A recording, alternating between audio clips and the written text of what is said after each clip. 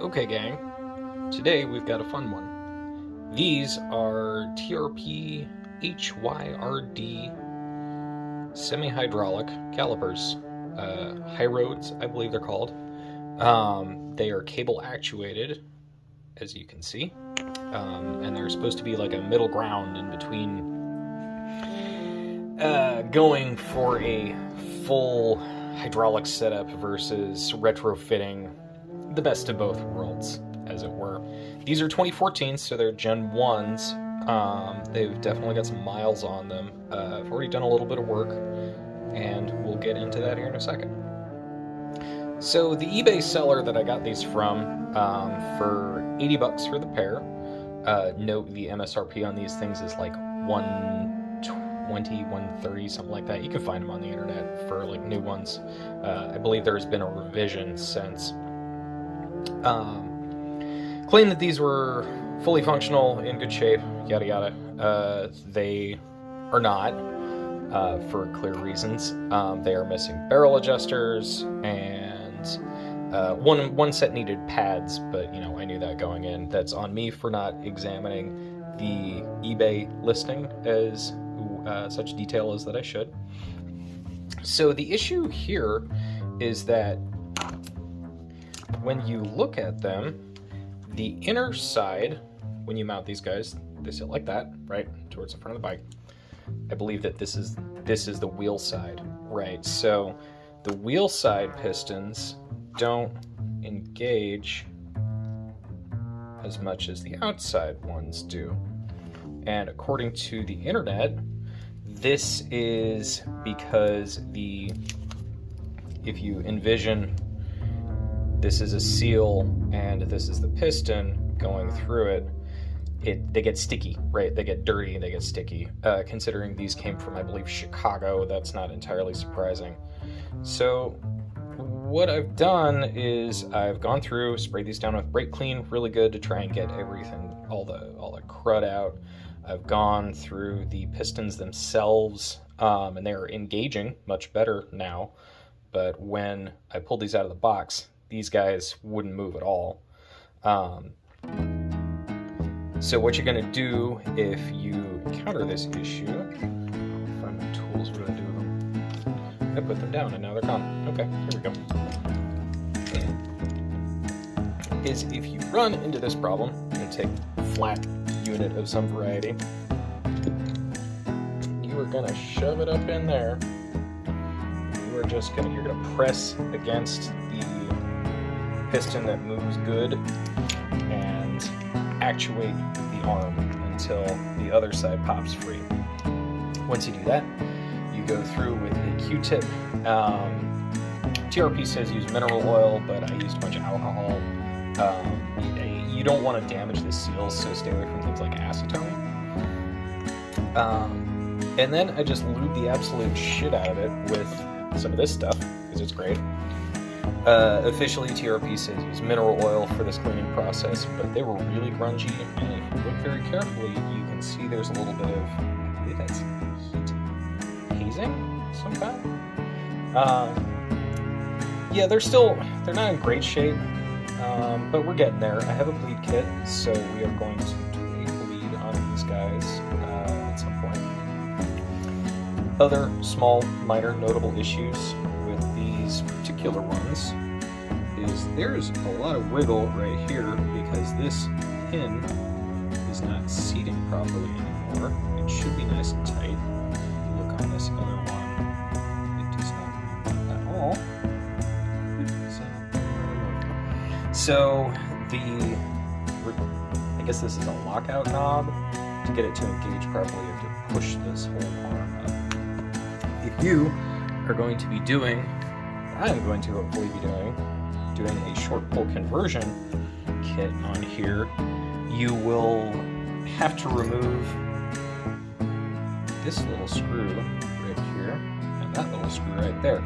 So what's going on with this particular caliper is because there's this wiggle in it, the two-piece piston right there that cycles fluid throughout the whole system, that's locked up. It's not moving anywhere, and that is a minuscule grub screw, so it's going to it takes far too much force to really like wallop on it. I just round out the heads. So this guy's been sitting under repeated applications of fluid for the last couple hours, and hopefully tomorrow we will be able to get all this to engage properly.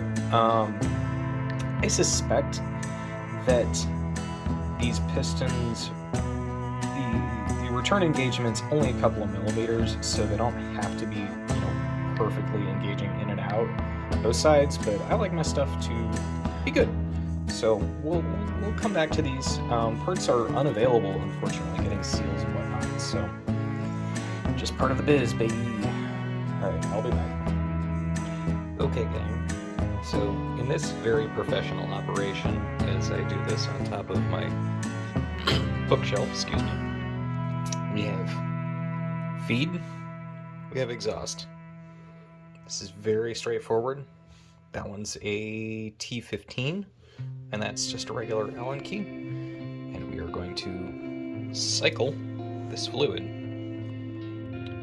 So as you can see, the used fluid is a little discolored, but this looks good. The previous owner claimed that they had never done anything with it, but there are tool marks on these, so we'll see. Not bad. Just make sure to tap everything around and, you want to get all the air out. Okay, so we've removed the fill, and that's the used, and we're doing a procedure wherein we have put the fill port back in, and we're cycling this to get air out of the system. That's suctioned in all of the fluid in this tube. So what we're going to do is we got fresh fluid there. We're just going to swap them out until we get all the air out. Okay, so when you're doing this, don't forget to put in your bleed block so pads don't actuate, and you're just going to have that sucker sitting in there in your exhaust port, whatever that port is, and cycle your lever action until it's nice and firm. Tap everything around, and should be good. Okay, second caliper, same procedure as before. We remove that. We install our feed. Then we remove that, and we install our drain. Again, tap everything around. You can cycle the fluid in and out a little bit. Just make sure everything's nice and firm. So I just thought of this. What you can do when you are doing the pressure bleed by pressing that to get any big air bubbles, you can also just cycle this syringe and create some vacuum and pull out any air bubbles too. So give that a try. So as mentioned, one of the issues I had with this specific caliper was uneven piston actuation. After going through, changing the fluid, check it out. Nice and smooth. Just gotta get every single air bubble out of there. Doing a little suction thing off of that definitely did the trick. I had to go back through twice. But we're gonna go and do piston number one, or excuse me, caliper number one again, just for good measure. Okay, so really take your time when you are adding suction to the system, and get all that air out, because over time, I'm guessing just seals being what they are, they aren't 100%. So this particular system, now that it has had all of the air let out, you can see that those pistons are operating properly. So you add some suction to the system, and you're pulling stuff out, and you actuate this little lever arm, and it'll force more air out. And things get real firm, okay? You've gotten all the air out of the system, you're gonna press your syringe down, you're gonna add fluid back to it, and you wanna have positive pressure. So if positive pressure, when you unhook the little dingus, then that is going to spew fluid instead of air. If you have suction, it will pull air into the system and not do things properly for you. So yeah, that's pretty much it. These are functional. This is great, actually. Just a lot of lube and some love, and we're ready to rock. So good luck, everyone. If you have any questions, let me know. Internet, good afternoon. We are here to install the cheapo eBay HYRDs that I got and cleaned up and showed you how to do earlier in the video. We are using Miles semi-sintered pads just because they're blue and I like the color.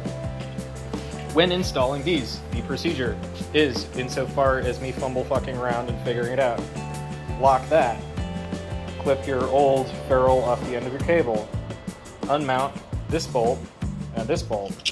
You will need this size, whatever size this is.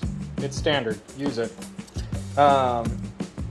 Pull the whole thing off, put the new unit on, get it down to just close to finger tight, like to the point at which it'll take you 1 or 2 turns to lock them in, top and bottom. I will note, if you're using a multi-tool, the multi-tool will absolutely run into the arm. So you're going to need an actual one of these guys. Allen key, excuse me. Yeah, I don't know if I'm loving these so far. I need to actually get on and ride it a bit, even with using some baby calipers, or feeler gauges, excuse me. I cannot get a really good angle on this, I'm sorry. There's a lot of rub, you can hear that. It's a lot of rub, and you can't really back that out because, you know, backing out the barrel adjuster is not going to do anything. That's just going to add tension to the line, and I don't have enough cable to really let this guy out. Also, because it's set, you can't really extend that arm any. So that's where we stand. Installation's pretty easy once you get your feeler gauges in between the pads and the rotor. Go ahead and squeeze your brake lever and tighten down these guys. It's just like installing your regular TRP Spyres, which, incidentally, this is what we are replacing. Regular old Spyres. These are the Spyre-Cs. I've had these on the bike since new. They need a teardown and service for good measure. I didn't see any direct comparison between these two products on the internet, so that's part of the reason why we are here today. Just because I am curious, and I'm bored, and I had a little disposable income, and my money spent is your gain. Okay, we're back, and I have a thought here. One of the common complaints on the internet is how far you have to do your brake lever before these guys actuate. And I was looking very carefully. If you look very, very carefully at this cable right here. Focus, please, my friend. You can't see that wiggling because it's my arm. Yep, see? There it is.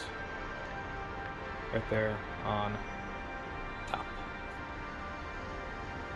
See just a little bit of cable wiggle. I have compressionless housing, and this is regular old Shimano, I think it's the MX something or other series. Yeah, M system. It's whatever comes with their basic brake kit, because I did the cables and the pads a couple of months ago just for shits and giggles, right? So I'm thinking that I might as well install that compressionless housing line here. It's going to take me a little bit, but I just gotta back all this tape off without ripping it. Maybe install that as well. I don't think it's going to materially change the throw, because it feels good. It's actuating very early in the cycle.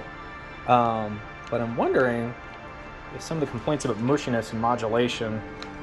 This doesn't feel exceptionally mushy, but you know, couldn't hurt since I got the stuff. Alright, we'll give that a try. Okay, gang, so I have poor impulse control. Also ended up installing the compressionless cable housing, and boy, that makes a world of difference. Every last little teeny tiny bit of slop has been taken out of this pole, which is friggin' awesome. These feel fantastic now. can't recommend spending 30 bucks on the Jaguar. What are these? Jaguar Road Pros. You get one cable, which is okay. So I'm going to reuse the cable on the back, but I'm going to use these new compressionless housings. Oh, it's my cat. Hi, Jazzy. Yeah, definitely recommend doing those if you're considering HYRD or any of the hydraulic kits. I haven't even ridden this thing yet, but I can already feel that just the sensitivity on how tight. The sensitivity is really good. Can't really put it into words right now. I'll be back on that. So we're gonna do the rear now. This is gonna be fun. Hey gang, so a few days later, after I've done some commuting on these things, I have some thoughts. They are generally speaking quite favorable. The actuation on these is very nice. The compressionless housing, the best way I can describe it is think about like your lever movement, okay, as a linear graph or an angle on a graph. With compressionless, that force that you're applying is nice and smooth. With the non-compressionless housing on the old Spyres, when you squeeze and you feel that little bit of the housing shift, it's almost like there's a dip and then it ramps up. So these give you very nice actuation, all things considered. My minor complaint and quibble here is something that has been noted if you dig around online, is there's quite a bit of throw before you start to get any sort of actuation. So right there is where you start to get any sort of a bite. It's not a big deal, honestly, because as you can see, because these housings are so stiff and the cable itself is well lubricated, there's essentially no friction there. So it's a minor quibble, but it's something to keep in mind. I did not end up installing the short shift arms. I didn't really feel that was necessary. I am not sure if one installs those, you would get rid of that little bit of, I wouldn't call it slop, but I would call it take-up maybe, for if you would consider like a firearms terminology. That little bit of take-up there, it exists. Not a big deal though. Really like the actuation on these things. With the Spyres, you have to exert a lot of pressure to get them to ramp up, it felt like.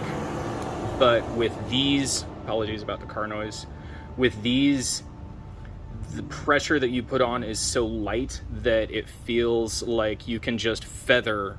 Your feathering is very detailed, really good feedback on the pull.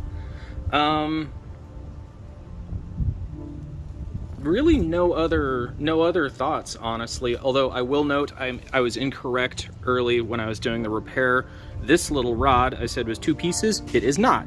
That is the I believe the reservoir return adjustments, and on one of these guys it was stuck a little bit. The swing when you put an Allen key in there is maybe a 1/4 inch, maybe a half tops, probably somewhere in between, probably about a third maybe. So if you have that issue and you feel that it is not coming out anymore, try turning it in a little bit to see if it hasn't been backed out all the way. So yeah, these are great.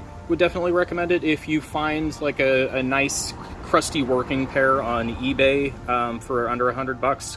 Grab the set, get a housing kit. This is a really nice upgrade for what you get. I know there are competitor models on the market. I'll make some addendum notes here once I research what those are, that do have pad adjustment. That should allow you on those models to get rid of that little bit of drifter take-up.